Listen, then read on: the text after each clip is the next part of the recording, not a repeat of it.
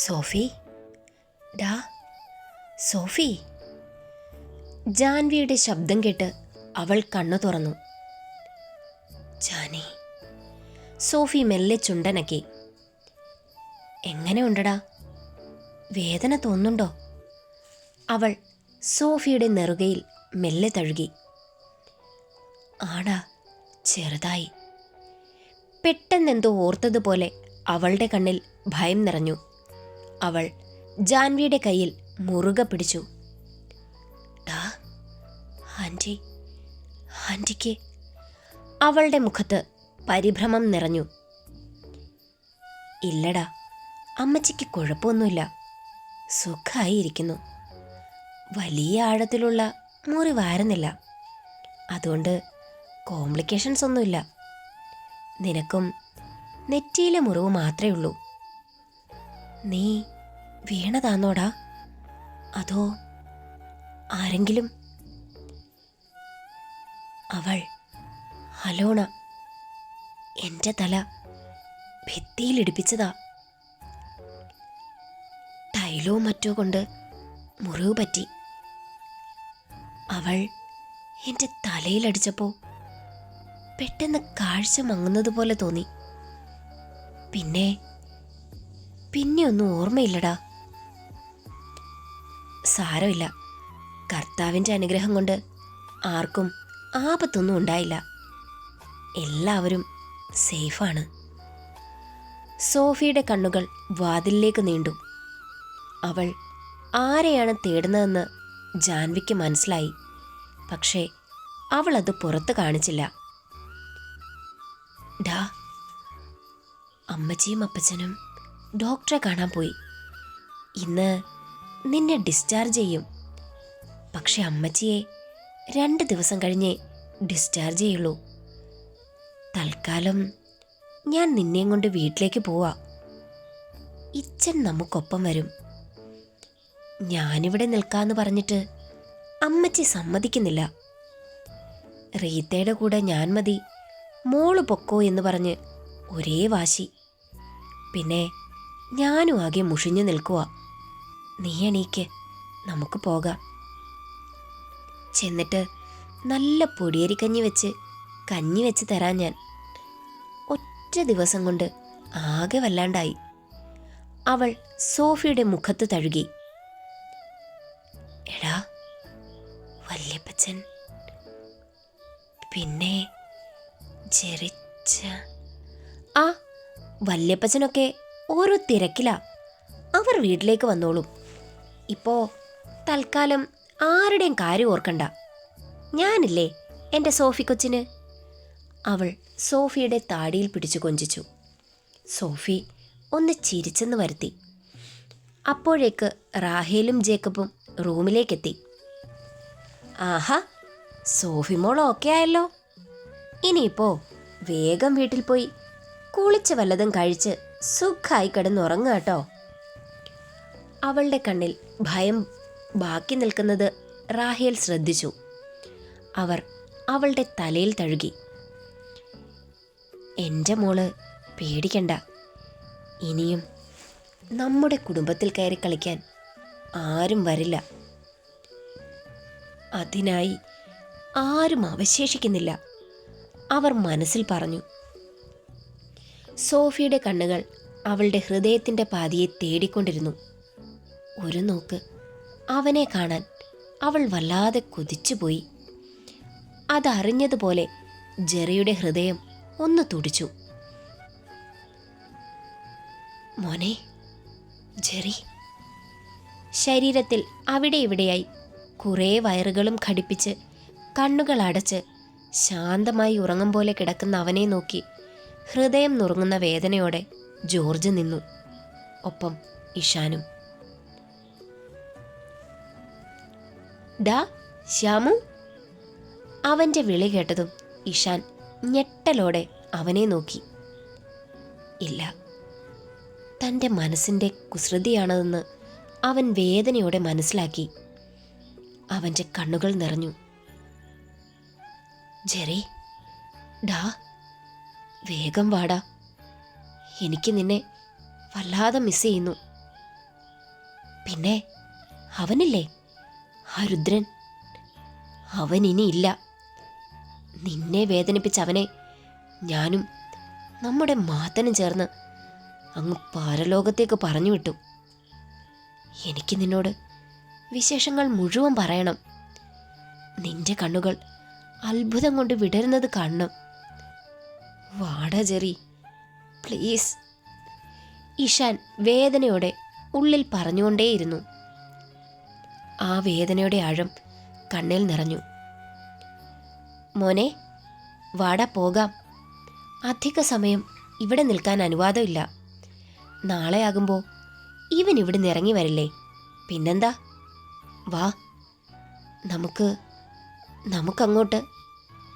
ജോർജിന്റെ വാക്കുകൾ വേദനയാൽ മുറിഞ്ഞുപോയി. വല്യപ്പച്ച. ആ ഒരു നിമിഷം ഇരുവരും കെട്ടിപ്പിടിച്ച് പൊട്ടിക്കരഞ്ഞു. ജാൻവി സോഫിയുമായി പുറത്തേക്കിറങ്ങി. പാർക്കിങ്ങിൽ കിടക്കുന്ന കാറിനരികെ നിൽക്കുന്ന ഇഷാനെ കണ്ട് അവൾ അവിടേക്ക് നടന്നു. അവരെ കണ്ടതും ഇഷാൻ കാറിലേക്ക് കയറി. സോഫിയെ ബാക്കിലിരുത്തി അവൾ ഫ്രണ്ടിൽ കയറി. അവൾ ഇഷാനെ ഒന്ന് നോക്കി. അവൻ വല്ലാത്ത വിഷമത്തിലാണെന്ന് അവൾക്ക് മനസ്സിലായി. അവൾ അവൻ്റെ കയ്യിൽ പിടിച്ചു. അവൻ അവളെ നോക്കി. അവൾ കണ്ണുകൾ അടച്ചു കാണിച്ചു. അവൻ വേദനയോടെ ഒന്ന് പുഞ്ചിരിച്ചു. സോഫി, നിനക്കിപ്പോ എങ്ങനെയുണ്ട്? അവൻ തിരിഞ്ഞു നോക്കി ചോദിച്ചു. കുഴപ്പമില്ല ഷാൻ, പറഞ്ഞുകൊണ്ടവൾ സീറ്റിലേക്ക് ചാരി. അവളുടെ മനസ്സിൻ്റെ ഭാരം അവൻ തിരിച്ചറിഞ്ഞു. അവൻ ജാൻവിയെ നോക്കി. പറഞ്ഞോ എന്ന് കണ്ണുകൾ കൊണ്ട് ചോദിച്ചു. ഇല്ല എന്നവൾ കണ്ണടച്ചു കാട്ടി. നന്നായി. അവൻ കാറെടുത്തു. റാഹേലേ, മോള് പോയോ? ആടോ, സോഫി മോളെ ഡിസ്ചാർജ് ചെയ്തു. പിന്നെ അവളെ ഇവിടെ ഇരുത്തി ബുദ്ധിമുട്ടിക്കുന്നത് ശരിയല്ലല്ലോ. അവർ റീത്തയെ മെല്ലെ ഉയർത്തി ചാരിയിരുത്തി. വേദന തോന്നുന്നോടോ? ഇല്ലടോ, ഇതിനപ്പുറം വേദന സഹിച്ച് വന്നതല്ലേ, അതാകും. ഇനിയിപ്പോ പഴയതൊന്നും ഓർക്കണ്ട. ആ അധ്യായം അവസാനിച്ചു. റീത്ത അവരെ സൂക്ഷിച്ചു നോക്കി. അതേടോ, ആ അധ്യായം അവസാനിപ്പിച്ചു. റീത്തയുടെ കണ്ണുകൾ തിളങ്ങി. പക്ഷേ ഉള്ളിലെവിടെയോ ഒരു വിങ്ങൽ. കാർലോസിന്റെ മരണം കൺമുന്നിൽ കാണാൻ അവർ അത്രമാത്രം ആഗ്രഹിച്ചിരുന്നു. ഇഷാൻ അവരെയും കൊണ്ട് നേരെ പോയത് ആനക്കാട്ടിൽ തറവാട്ടിലേക്കാണ്. ജാൻവി സോഫിയും കൊണ്ട് അവളുടെ റൂമിലേക്ക് പോയപ്പോൾ ഇഷാൻ തൻ്റെ റൂമിലേക്ക് സ്റ്റെപ്പുകൾ ഓടിക്കയറി. ഡാ, നീ പൊയ്ക്കോ, പോയി ഫ്രഷ് ആവ്. അല്ലടാ, നിനക്ക് കഴിക്കാൻ? എനിക്കിപ്പോ ഒന്നും വേണ്ടടാ, ഞാൻ കുളിച്ചിട്ടൊന്ന് കിടക്കട്ടെ.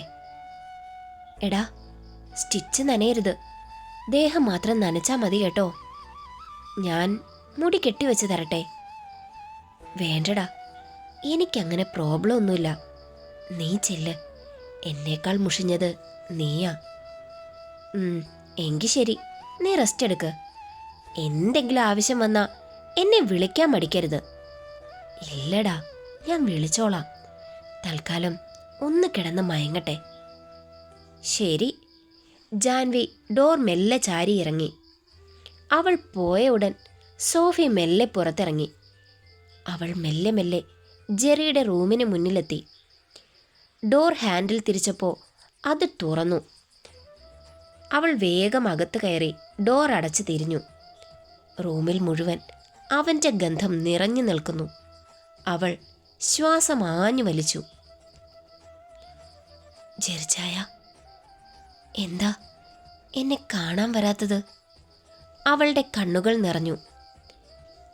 എത്ര തിരക്കുണ്ടെങ്കിലും എൻ്റെ മുന്നിൽ ഒന്ന് വന്നിട്ട് പോയിക്കൂടായിരുന്നോ? മിണ്ടിയില്ലേലും വേണ്ടിയില്ല, ഒന്ന് കാണാൻ. ആ മുഖം എനിക്ക് അവൾ ചുറ്റും നോക്കി. ടേബിളിലിരിക്കുന്ന അവൻ്റെ ഫോട്ടോസ് കണ്ടതും അവളൊന്ന് ചിരിച്ചു. അതിലൊരെണ്ണം എടുത്ത് അതിലൂടെ തഴുകി. പിന്നെ അത് നെഞ്ചിലേക്ക് വച്ചു. വേഗം വാ, ഒന്ന് കാണാൻ കൊതിച്ച് കാത്തിരിക്കുവാ ഞാൻ. അവൾ അവൻ്റെ ഫോട്ടോയിൽ നോക്കി ചിരിയോടെ മുകളിലേക്ക് നോക്കിയിരിക്കുകയാണവൻ. അവൾ അവൻ്റെ ഫോട്ടോയിൽ ചുണ്ടുകൾ അമർത്തി. I love you so much. ഹാങ്ങറിൽ തൂങ്ങിയ അവൻ്റെ ഷർട്ട് കണ്ടതും അവൾ അതെടുത്തു. അവളുടെ നാസികയിൽ ആ മണമറിഞ്ഞതും അവൾ അതണിഞ്ഞു. കൈകൾ പിണച്ചു കെട്ടി കണ്ണുകൾ അടച്ചു പിടിച്ചു. അവൻ തന്നെ പുണരുന്നതായി അവൾക്ക് ഫീൽ ചെയ്തു. അവളുടെ ചുണ്ടിൽ പുഞ്ചിരി വിരിഞ്ഞു. ജാൻവി റൂമിൽ ചെല്ലുമ്പോൾ ഇഷാൻ കുളിക്കുന്നു എന്നവൾക്ക് മനസ്സിലായി. അവൾ വേഗം ഡ്രസ് ചേഞ്ച് ചെയ്ത് ബാത്റൂബ് ചുറ്റി. ഇടതൂർന്ന മുടിയിൽ കാച്ചെണ്ണ പുരട്ടി ഉയർത്തി ഉച്ചയിൽ ചുറ്റിക്കെട്ടിവച്ചു. അവൾ ഷാമ്പുവും ബോഡി ലോഷനും എടുത്ത് കുളിക്കാൻ തയ്യാറായി. ഇഷാൻ ഇറങ്ങി അവളെ ഒന്ന് നോക്കി തല തുവർത്തി നടന്നു നീങ്ങി. ജാൻവി വേഗം കയറി കുളിക്കാൻ തുടങ്ങി. ഇച്ചന് മനസ്സിൽ നല്ല വിഷമമുണ്ട്. എന്താകും കാരണം? ജെറിയെ ഓർത്തിട്ടാകുമോ? അവൻ്റെ കുറുമ്പ് നിറഞ്ഞ ജാൻ എന്ന വിളി അതോർത്തപ്പോൾ അവളുടെ കണ്ണുകൾ നിറഞ്ഞു. അവൾ പെട്ടെന്ന് കുളിച്ചിറങ്ങി. റൂമിലെത്തുമ്പോൾ ഇഷാൻ ആരോടോ ചാറ്റ് ചെയ്യുകയാണ്. അവൾ ഡ്രസ്സ് മാറി അവൻ്റെ അരികിൽ വന്നിരുന്നു. അവൻ്റെ കയ്യിൽ വിരൽ കൊരുത്തു പിടിച്ചു. അവൻ അവളെ നോക്കി ഒന്ന് മന്ദഹസിച്ചു. അവൾ അവൻ്റെ ചുമലിലേക്ക് തല ചായ്ച്ചു. ഇച്ചാ, എന്താ എൻ്റെ ഇച്ചൻ്റെ മനസ്സിനെ വേദനിപ്പിക്കുന്നത്? അവൻ മൗനമായി. ചെറിയുടെ ഈ അവസ്ഥ അതാണോ എൻ്റെ ഇച്ചനെ വേദനിപ്പിക്കുന്നത്? അവൻ്റെ കണ്ണുകൾ തുളുമ്പി അവളുടെ കയ്യിലേക്ക് പതിച്ചു. അവൾ മുഖമുയർത്തി അവനെ നോക്കി. ഇച്ച, അവൻ അങ്ങനെ കിടക്കുന്നത് എനിക്ക് സഹിക്കാൻ പറ്റുന്നില്ല. ശ്യാമു ശ്യാമു എന്ന് വിളിച്ച് കുറുമ്പോടെ പിന്നാലെ നടക്കുന്ന അവനെ ഇങ്ങനെ കാണുമ്പോൾ എനിക്ക് ഇച്ച, നമുക്കിത്രയും വേദനയാണെങ്കിൽ അവനെ ഒന്ന് കാണാതെ എന്തു പറ്റിയെന്നറിയാതെ എൻ്റെ സോഫി എത്രമാത്രം വേദനിക്കുന്നുണ്ടാകും അല്ലേ? അതേടാ, പക്ഷേ അവൾ അവനെ കണ്ടില്ലല്ലോ. അപ്പോൾ അത്ര വേദനിക്കില്ല. ആ കിടപ്പ് അത് സഹിക്കാൻ കഴിയില്ല ജാനു. വല്യപ്പച്ചൻ പോലും പൊട്ടിക്കരഞ്ഞുപോയി. അവൻ പറഞ്ഞതും അവൾ എണീറ്റ് അവൻ്റെ മുന്നിൽ നിന്നു. അവൻ്റെ മുഖം പിടിച്ചുയർത്തി അവൻ്റെ നിറഞ്ഞ മിഴികൾ തുടച്ചു. ജെറി, അവൻ്റെ ശ്യാമു കരഞ്ഞു കാണാൻ ആഗ്രഹിക്കില്ല. അവൻ്റെ ഹീറോസ വല്യപ്പച്ചനും അവൻ്റെ ശ്യാമുവും. ജെറിയുടെ മാത്രമല്ല, എൻ്റെയും. അവൾ അവൻ്റെ നെറ്റിയിൽ ഉമ്മ വച്ചു. നമ്മുടെ ജെറിക്ക് ഒന്നും പറ്റില്ല. ഇന്ന് വൈകുന്നേരം തന്നെ അവൻ കണ്ണു തുറക്കും. നമുക്ക് അപ്പം പോയി കാണാം. സോഫിയും കൂടെ കൂട്ടാം. അതുവരെ അവളൊന്നും അറിയണ്ട. ഇച്ചനിങ്ങനെ ഇരുന്ന അവൾക്ക് സംശയം തോന്നും. പാവം, അവളെങ്കിലും സമാധാനത്തോടെ ഇരിക്കട്ടിച്ച. അവൻ നിറഞ്ഞ കണ്ണുകളോടെ ഇരിക്കുന്നത് കണ്ടതും അവൾക്ക് വല്ലാത്ത വിഷമം തോന്നി. അവൾ അവൻ്റെ ചുവന്ന ചുണ്ടിലേക്ക് നോക്കി, പിന്നെ ആ കണ്ണുകളിലേക്കും. അവൾ അവൻ്റെ മുഖം കൈക്കുമ്പിളിലെടുത്ത് അവൻ്റെ ചുണ്ടിനെ തൻ്റേതാക്കി. അവൻ ഞെട്ടിപ്പോയി. നാളുകളായി കാത്തുവെച്ച അവളുടെ പ്രണയം മുഴുവൻ ആ ചുംബനത്തിലൂടെ അവനിലേക്കൊഴുക്കി അവൾ. കോളിംഗ് ബെൽ മുഴങ്ങുന്നത് കേട്ടാണ് അവൾ അവനിൽ നിന്നും പിന്മാറിയത്. അവൾ അടർന്നതും അവൻ അവളുടെ കയ്യിൽ പിടിച്ചു. അവൾ ചോദ്യഭാവത്തിൽ അവനെ നോക്കി. കുറച്ചുകൂടി അവൻ്റെ കണ്ണുകൾ യാചിച്ചു. അയ്യടാ, ആരോ വന്നു, ആരാണെന്ന് നോക്കട്ടെ. അവൾ തിരിഞ്ഞതും അവൻ പെട്ടെന്നെണീറ്റ്, വേണ്ട, ഞാൻ നോക്കിക്കോളാം. അവൻ്റെ ഉള്ളിൽ തലേന്നത്തെ സംഭവം തെളിഞ്ഞു. അവളെ റൂമിലാക്കി ഡോറടച്ചുകൊണ്ട് അവൻ സ്റ്റെപ്പുകൾ ഓടിയിറങ്ങി. റൂമിൽ നിന്നും ഇറങ്ങി വരുന്ന സോഫിയെ കണ്ടതും അവൻ നിൽക്ക് എന്ന് കൈ കാണിച്ച് മുന്നോട്ട് നടന്നു. മെയിൻ ഡോർ തുറന്നു. പുറത്തേക്ക് നോക്കി നിൽക്കുന്ന ഒരു സ്ത്രീ. ഇഷാന്റെ കണ്ണുകൾ കുറുകി. ആരാ?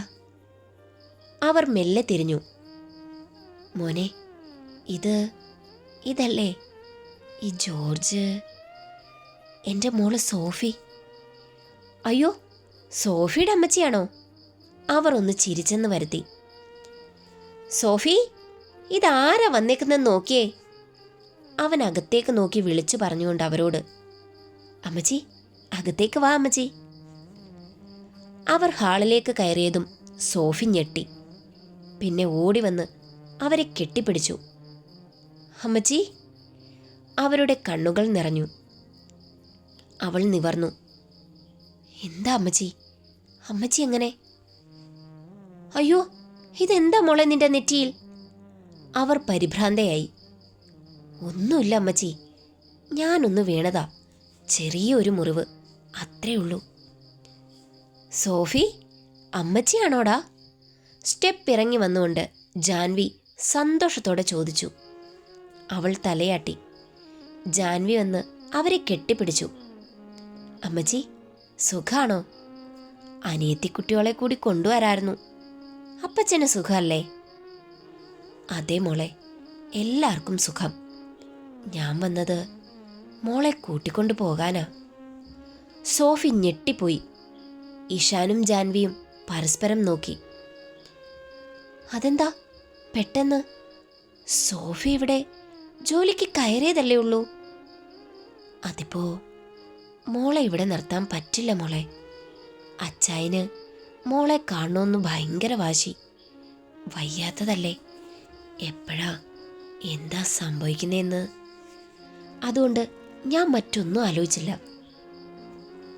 സോഫി, വേഗം നിന്റെ ബാഗ് എടുത്തു വാ, നമുക്ക് ഇപ്പം തന്നെ ഇറങ്ങാം. സോഫി തരിച്ചു നിന്നുപോയി. അമ്മച്ചി, അമ്മച്ചി വന്നല്ലേ ഉള്ളൂ. ഇവിടിപ്പോ ഞങ്ങൾ മാത്രമേ ഉള്ളൂ. വല്യപ്പച്ചനും പപ്പയൊക്കെ വന്നിട്ട്. പപ്പയൊക്കെ ഇങ്ങോട്ടൊന്ന് വന്നോട്ടെ. എല്ലാരെയും കണ്ടിട്ട് നാളെ പോകാം അമ്മച്ചി. ജാൻവി അവരെ അനുനയിപ്പിക്കാൻ നോക്കി. ഇല്ല മോളെ, ഇപ്പം തന്നെ തിരിച്ചാലേ നേരം വെളുക്കുമ്പോഴേക്കും വീടെത്താൻ പറ്റൂ. പിന്നീടൊരിക്കൽ എല്ലാരെയും കാണാം. ഇപ്പോ നിവർത്തിയില്ലാഞ്ഞിട്ടാ. പോണം, വേഗം പോണം. എൻ്റെ പിള്ളേരവിടെ നെഞ്ചിൽ തീയുമായി കാത്തിരിക്കുന്നുണ്ടാകും. അവരുടെ വെപ്രാളം എന്തിനാണെന്ന് അവർക്ക് മനസ്സിലായില്ല. സോഫി, പറഞ്ഞത് കേട്ടില്ലേ? എടുക്കാനുള്ളത് എടുത്തിട്ട് വേഗം വാ. അവരുടെ ശബ്ദം ഉറച്ചതായി. അമ്മച്ചി. സോഫി ദയനീയമായി അവരെ നോക്കി. ചെല്ല് സോഫി, വേഗം വേണം. അവർ സ്വരം കടുപ്പിച്ചു. എന്തോ പ്രശ്നമുള്ളതുപോലെ ഇഷാന് തോന്നി. അവൻ ജാൻവിയെ നോക്കി. അമ്മച്ചി ഇരിക്ക്, ഞാൻ കുടിക്കാൻ എന്തെങ്കിലും എടുക്കാം. ഒന്നും വേണ്ട മോളെ, ഇവളുമായി നാടെത്തിയാലേ എനിക്ക് സമാധാനമാകൂ. സോഫി നിറഞ്ഞ കണ്ണുകളോടെ റൂമിലേക്ക് പോയി. പിന്നെ കുറച്ച് മിനിറ്റുകൾ അവൾ പുറത്തേക്ക് വന്നു. അവൾ നന്നായി കരഞ്ഞെന്ന് ആ മുഖം കണ്ടാലറിയാം. സോഫി. ജാൻവി അവളെ കെട്ടിപ്പിടിച്ചു. അവൾ പൊട്ടിക്കരഞ്ഞു. ഞാൻ ഇനി തമ്മിൽ കാണുമോന്ന് പോലും അറിയില്ലടാ, പോട്ടെ, അവൾ കണ്ണീരോടെ പറഞ്ഞു. ജാൻവിയുടെ മുഖത്ത് സംശയം നിഴലിച്ചു. അവൾ കെട്ടിപ്പിടിച്ചുകൊണ്ട് അവളുടെ കാതിൽ ചുണ്ടു ചേർത്തു. വിഷമിക്കണ്ട, പോയിട്ട് വാ. എന്താവശ്യമുണ്ടെങ്കിലും വിളിക്കാൻ മടിക്കരുത്. നീ തനിച്ചല്ല, ഈ കുടുംബം മുഴുവൻ നിന്റെ കൂടെയുണ്ട്. അതോർമ്മ വേണം എപ്പോഴും. പോയിട്ട് വാ. അവൾക്ക് ധൈര്യം കൊടുത്തുകൊണ്ട് ജാൻവി കവിളിൽ ഒരുമ്മ നൽകി. ജാനു, എനിക്ക് നിന്നോട് ഒരു കാര്യം പറയാനുണ്ടായിരുന്നു. സാരമില്ലടാ, ഇനി കാണുമ്പോൾ പറയാം. അല്ലെങ്കിൽ നീ വിളിച്ചാൽ മതി. പിന്നെ ഇവിടുന്ന് 2 സാധനം ഞാൻ കൊണ്ടുപോവാ. എനിക്ക് ഏറ്റവും പ്രിയപ്പെട്ടത്. അവൾ കണ്ണീരോടെ പറഞ്ഞു. ജാൻവി തലയാട്ടി. വാ മോളെ, ഇറങ്ങാം. അവർ അവളുടെ കയ്യിൽ പിടിച്ചു വലിച്ച്. അവൾ ഇഷാനെ നോക്കി. പോയിട്ട് വാ. അവൻ പറഞ്ഞതും അവളുടെ കണ്ണുകൾ നിറഞ്ഞു. തൻ്റെ പ്രിയപ്പെട്ടവനെ ഒരു നോക്ക് കാണാൻ കഴിയാതെ അവൾ അമ്മയോടൊപ്പം നടന്നു നീങ്ങി. ഡോക്ടർ, ICU പേഷ്യൻ്റ് കോൺഷ്യസ് ആയി. നഴ്സ് ഫോണിലൂടെ പറയുമ്പോൾ ഡോക്ടർക്ക് മുന്നിൽ സംസാരിച്ചിരുന്ന ജോർജ് പ്രതീക്ഷയോടെ നോക്കി. ഡോക്ടർ ചിരിച്ചു. നമ്മൾ പാതി ജയിച്ചു. ജെറിക്ക് ബോധം വന്നിട്ടുണ്ട്. എൻ്റെ കർത്താവേ!